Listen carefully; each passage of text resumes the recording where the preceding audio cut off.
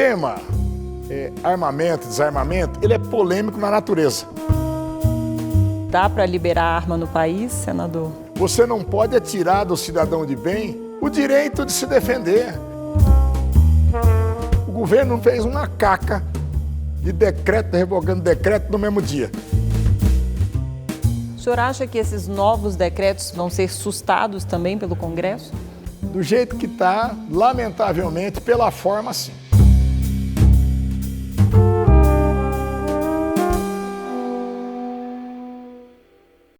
Senador Major Olímpio, o senhor é autor de um projeto que flexibiliza o porte de armas. O senhor se sente contemplado com esses decretos que foram editados pelo presidente Jair Bolsonaro? Bom, a tentativa do executivo, do presidente Bolsonaro, de, através de decretos, facilitar, não era o porte, não, era mais a posse de armas.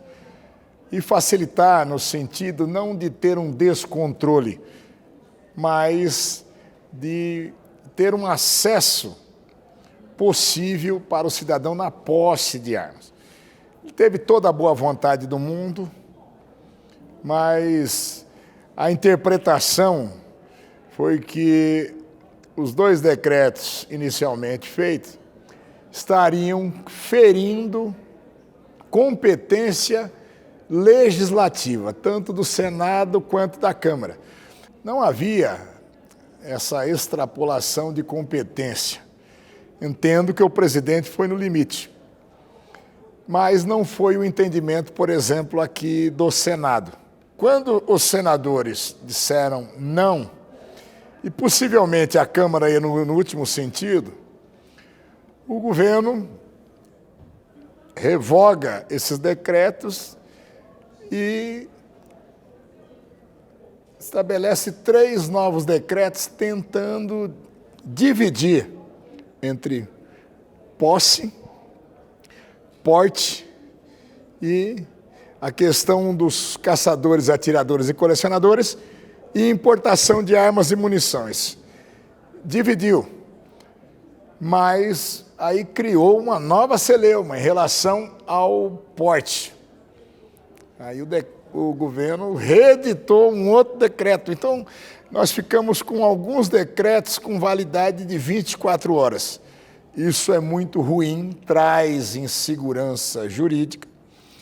O que eu fiz, e os senadores do PSL, o Fernando Bezerra, que é o líder do governo no Senado, foram signatários comigo, foi de um projeto mais amplo, em que ele trata da posse, ele trata do porte, ele trata do comércio e da importação de armas e munições, e ele trata da condição dos caçadores, atiradores e colecionadores.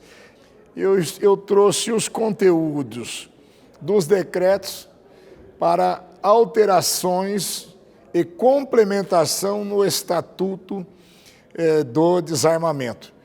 E mesmo quando estamos falando do porte, né, o presidente já no decreto, quando ele disse das categorias profissionais que são dispensadas de um requisito para o porte, que é a comprovação de efetiva necessidade.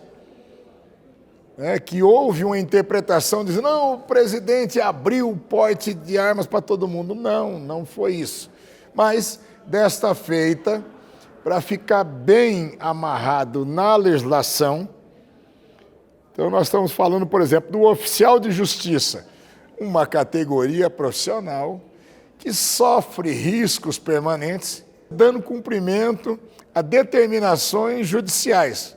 Tem o próprio jornalista que faz cobertura policial, que também está no projeto. O espírito de deixar na legislação é o suporte e a possibilidade para isso. Né? O que nós defendemos? Que haja um controle pelo Estado, tanto da posse quanto do porte. Mas as pessoas estão preparadas, senador, para poder ter um porte de armas ou mesmo a posse, a arma em casa? A lei está exigindo esses requisitos. Assim como alguém se coloca para ter uma carteira nacional de habilitação, para determinada categoria, etc., se prepara, ela tem que fazer toda uma preparação para isso, em relação às armas também. Se, para comprovação técnica, não tiver quesitos práticos do manuseio, da eficiência para o disparo de armas, se o exame psicológico não atestar que efetivamente a pessoa tem equilíbrio para usar um instrumento de defesa, simplesmente ela não consegue ter o registro e não consegue ter o seu porte.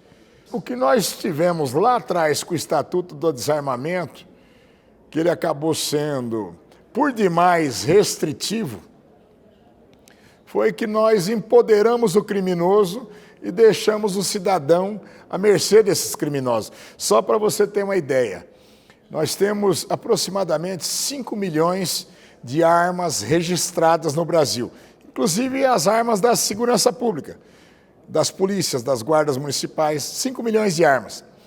E nós temos uma perspectiva que nós tenhamos pelo menos o dobro disso de armas clandestinas na mão dos criminosos.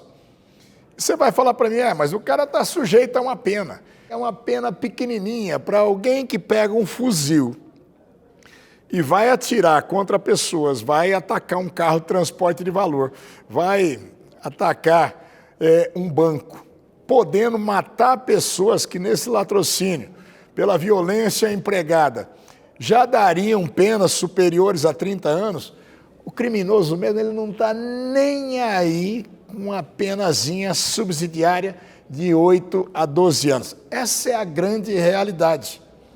Mais armas na sociedade dificulta o trabalho da polícia, o senhor que vem aí da Polícia Militar, para poder controlar isso ou mesmo aumenta a incidência de crimes? Olha, 41 anos de serviço policial. Raríssimas vezes na minha vida eu vi alguém que tenha uma arma registrada de acordo com a lei, ou que tenha o porte nos limites e nos parâmetros da lei, envolvido em ato criminoso. Você pode ter a pessoa que ela reagiu em legítima defesa a um assalto e acabou baleando outra pessoa e foi processada por aquilo ali e ficou demonstrado que agiu no limite do que a lei permite. Agora, raríssimo, né? Muitas pessoas, muitos desarmamentistas querem dizer, olha, mas as armas são ilegais, já foram legais um dia. No Brasil, das armas apreendidas, de mais de 150 mil armas apreendidas por ano no Brasil, 12 mil dessas armas, 1.000 armas por mês, elas já foram legais um dia, que eram armas de policiais, eram armas de profissionais da segurança privada. O cara ataca um policial e leva as suas armas. Então, o número de armas que eram legais, que passam para a mão de criminosos, elas são 8% das armas apreendidas no país. E nós não temos como fazer, nós vamos deixar a segurança privada desarmada nos bancos, no transporte de valor, na escolta de carga. É impossível isso, nós vamos colocar os policiais desarmados, os integrantes das Forças Armadas desarmados, é impossível. Os desarmamentistas argumentam que se houvesse mais armas na sociedade circulando, o número de armas roubadas também aumentaria e passaria para a clandestinidade. Os armamentistas, eles querem desconhecer a verdade, que nós temos 10 milhões de armas clandestinas. Criminoso no Brasil tem a arma que quer, do jeito que quer, no momento que quer. Com as nossas fronteiras continentais, nossos portos e aeroportos completamente devassados, não é problema para criminoso ter arma clandestina no nosso país. É uma grande realidade. Aí você pode dizer, é uma outra faceta que tem que se mudar no Brasil. É justamente você estruturar de verdade as forças de segurança pública, de defesa nacional, que nós temos que fazer uma meia-culpa. Nós somos incompetentes, sim, no controle de armas clandestinas, na força e no vigor dos criminosos. Hoje você tem as quadrilhas especializadas só em alugar o armamento para as ações criminosas. É a terceirização e a quarteirização do crime. É uma triste realidade. Eu gostaria de viver numa sociedade sem armas. Olha, é menos armas, menos crime, mas é absolutamente utópico. Antes de resolver esses problemas, dá para liberar arma no país, senador?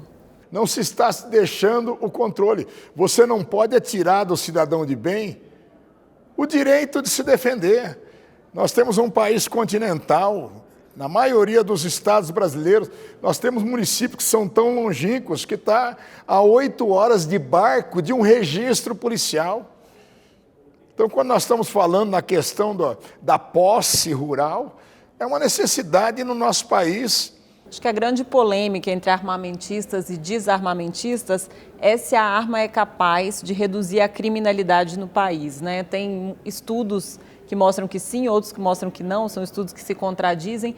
E o próprio general Mourão, vice-presidente, assumiu que isso é uma polêmica difícil de resolver, né? Esses dados são difíceis.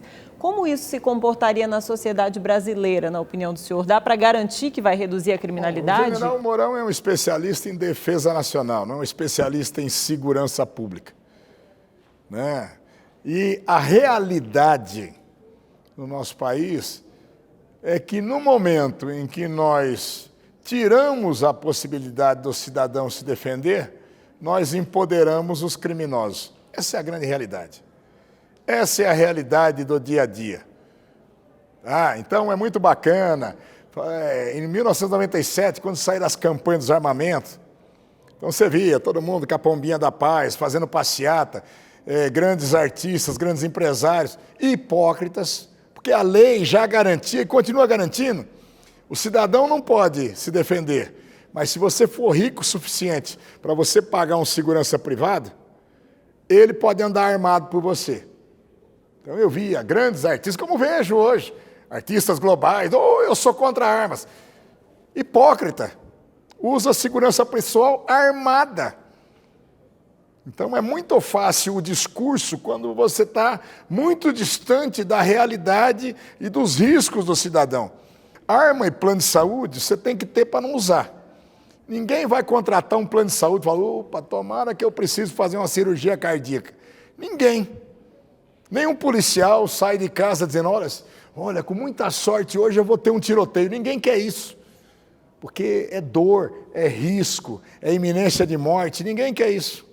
Como flexibilizar a posse, senador, e não colocar em risco, em situação de fragilidade, crianças e adolescentes? Olha, a questão de crianças e adolescentes, você tem até no Estatuto do Desarmamento, você tem um crime chamado omissão de cautela, que ele já estabelece que aquele que deixar acessível a criança, adolescente, alguém que, mesmo adulto, não tenha capacidade de entendimento e discernimento, já é um crime.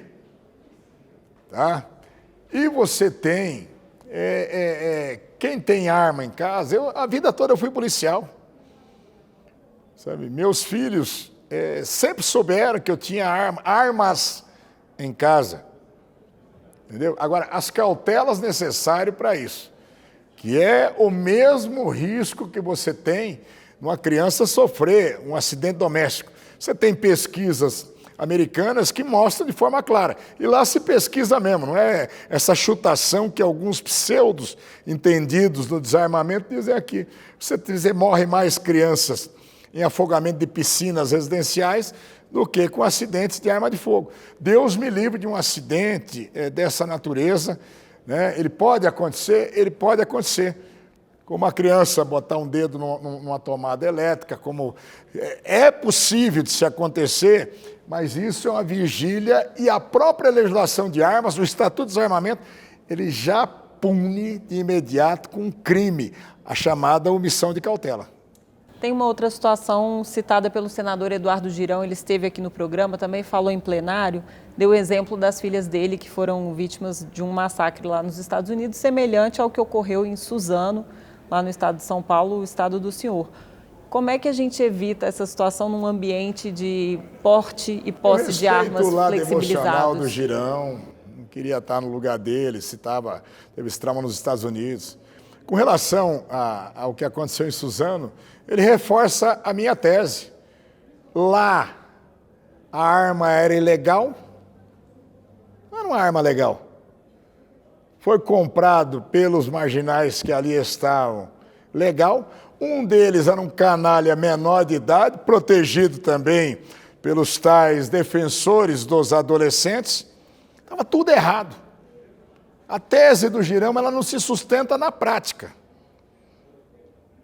Então, você pega nos Estados Unidos, olha, está sujeito o cara entrar matando pessoas na escola, está sujeito. Só que nos Estados Unidos você tem, na média, nos estados americanos, 3 homicídios para cada grupo de 100 mil habitantes. Aqui no Brasil nós estamos com 30,9. Tá? 30,9 mortes para cada grupo de 100 mil habitantes. Então, essas coisas, eu sei, ele tem uma atividade pró-vida, não sei das quantas. Tá? Não sei se usa seguranças armados ou não. Tomara que não use e fique na tese que Deus ajude sempre. Eu ando armado o tempo todo por causa do serviço policial, por causa dos inimigos que eu acabei tendo em decorrência de agir como policial. Deus é contra as armas, mas fica do lado quem atira melhor. Essa é uma realidade muito dura na vida. Mas eu digo, sempre disse para os meus policiais, digo para as pessoas, se tiver que ficar viúva, vai ficar a mulher do bandido. Se tiver que chorar, vai chorar a mãe dele. E choram, porque no Brasil você tem 65 mil mortes por ano. De policiais, 540 em serviço. Quando você fala fora de serviço, passa de 1.000. Essa é a realidade do nosso país.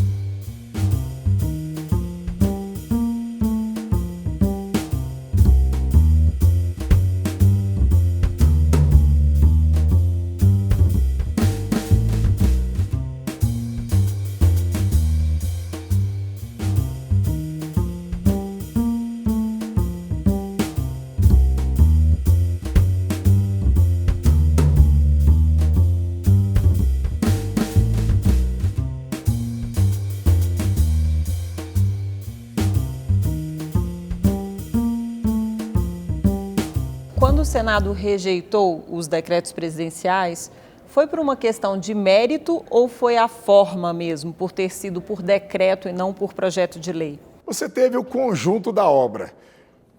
O tema armamento, desarmamento, ele é polêmico na natureza. Tanto que, quando se fez o Estatuto de Desarmamento, os desarmamentistas falaram, vamos colocar um gatilhozinho aqui para sepultar de vez a questão de arma no Brasil. Vamos fazer um referendo, dizendo, olha, a população vai ser contra. Tomaram um cacete, foi 63,9% da população disseram, eu sou favorável ao comércio de armas e munições. E a situação, junto com essa questão que é polêmica, vamos dizer, 20%, 30% das pessoas são contrárias à arma na essência, como o Girão. Pegou essa onda aqui também de se fazer um braço de ferro com o Executivo e dizer, olha, Bolsonaro está querendo governar por decreto. Nós fazemos a lei e ele está tentando desmanchar a lei ou avançar na lei por decreto. Foi isso. Se você pegar as manifestações, seja lá na CCJ, depois no plenário, a maioria dos senadores diziam, não vou entrar no mérito, porque aí a guerra com a população é grande. Não vou entrar no mérito. Eu vou entrar na forma que foi feito. Por isso que agora eu estou dizendo, já que a forma não foi adequada, vem com o meu projeto e vamos adequar na forma. Por que o governo reeditou decretos em vez de apoiar o projeto do senhor? Olha, as coisas ali foram feitas quase que concomitantemente. O governo nunca me perguntou o que eu ia fazer e eu nunca esperei o que o governo ia fazer. Lamentavelmente, nesse episódio, fez uma caca de decreto, revogando decreto no mesmo dia. Pode ter certeza, pega o meu projeto, ele tem começo, meio e fim. Ele tem o porquê de cada uma das coisas ali. Não foi esse festival que está nesses decretos aí que gerou insegurança jurídica, de verdade. O senhor acha que esses novos decretos vão ter o mesmo caminho dos anteriores? Vão ser sustados também pelo Congresso? Do jeito que está, lamentavelmente, pela forma, sim. E o projeto de lei que foi enviado é para permitir que o presidente edite mais decretos, né? Não sei, nós temos que discutir e ampliar a discussão disso, né? Eu acho que tem que ser, quando você fala do equilíbrio entre os poderes, isso deve ser, de fato, harmonioso, mas independente. Eu acho que colocar num projeto de lei, não, mas vai me dar a competência aqui para eu legislar por decreto. Você está apagando incêndio com gasolina. Como o presidente não me perguntou, os doutos que o cercam não me perguntaram, eu estou só achando aqui pelo lado legislativo. Se foi um cacete que nós tomamos aqui no Senado, ia ser igual na Câmara. E talvez no Supremo também, né? Você tentar dizer, então me põe na lei me dando competência. Eu não sei se é o caminho mais feliz para isso. O caminho mais harmonioso é o que eu estou traçando aqui com bastante apoiamento para ir construindo com o Legislativo. E o fato de o líder do governo ter assinado esse projeto, além do filho do presidente, também não dá uma abertura para o governo abandonar esses novos decretos editados e apoiar o projeto? Ter uma articulação política nesse sentido, senador? Nós estamos tentando construir isso ao tempo todo. Eu, particularmente, não tenho direito nenhum de disputar nada com o Executivo. Sou amigo, sou apoiador de primeira hora do presidente Bolsonaro. O que é do projeto maior de governo, eu estou 100% dentro. Então, eu não fiz isso por uma disputa legislativo-executiva. Ao contrário, é para tentar serenar essa disputa. Inclusive porque esses novos decretos já há críticas jurídicas a respeito de que eles não resolvem o problema dos anteriores, que é se sobrepor a uma lei. Pois é, eu quero dizer para você que acabou se criando imbróglios jurídicos com a edição e reedição de decretos. E que nós temos que harmonizar, o Senado já deu um recado e a Câmara ia dar também. Não é só a natureza técnica dos conteúdos, é o sentimento. O sentimento do Senado hoje é de dizer, eu não aceito invasão de competência. É menor em relação ao judiciário, eu sou um dos que se queixa o tempo todo, que muitas vezes o Judiciário Supremo legisla, invade competência nossa, e aí nós nos colocamos de forma muito frágil ainda como poder independente que tem a prerrogativa constitucional de legislar, mas em relação ao Executivo já ficou bem claro. Não vem goela abaixo que não vai andar. Por que eu coloquei os conteúdos na lei? Porque não é goela abaixo. Aí é dentro da casa e da competência legislativa. E o projeto do senhor, senador, a questão do mérito aqui dentro da casa, o senhor acha que há consenso, há uma opinião? Consenso não digo porque é difícil, a gente já viu na votação que consenso em torno desse tema é difícil, mas o senhor acha que há uma maioria para aprovar esse projeto? O Senado aprovou a posse em área rural, mas o porte é um pouquinho mais polêmico, né, senador?